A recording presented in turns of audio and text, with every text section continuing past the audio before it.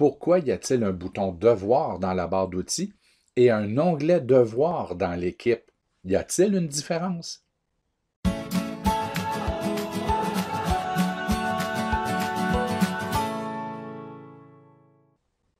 Eh bien oui, il y en a une différence. Alors, c'est pas majeur, mais quand même, c'est important. Et c'est aussi vrai pour l'élève que l'enseignante, l'enseignant. Donc, allons-y.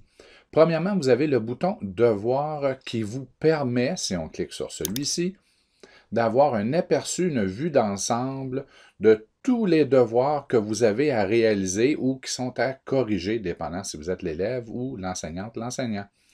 Donc, vous avez vos brouillons, étant donné que vous êtes enseignant-enseignante, vous avez accès aux brouillons.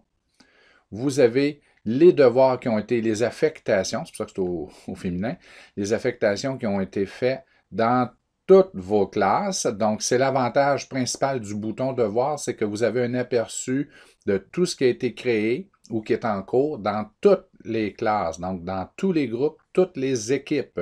On peut voir ici, j'ai 2 résolutions de problèmes qui sont en attente dans une classe.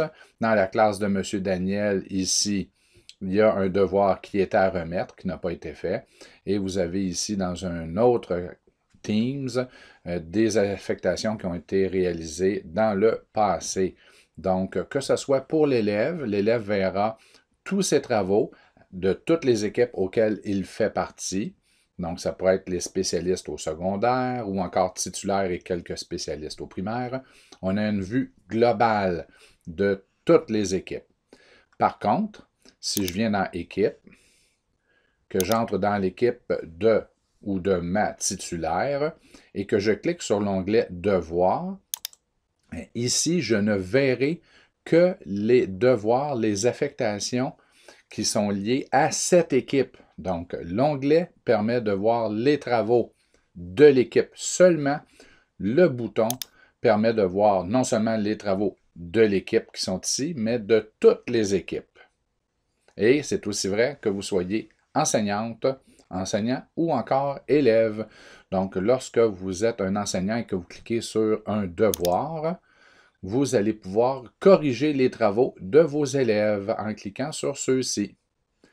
Si vous êtes un élève, alors, en cliquant sur le travail, ici, devoir, vous allez avoir l'opportunité de compléter le travail et de le remettre, dans ce cas-ci, de le remettre en retard.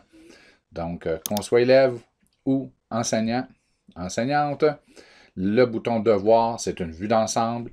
L'onglet Devoir, c'est spécifiquement pour les travaux de l'équipe en cours. Bons travaux!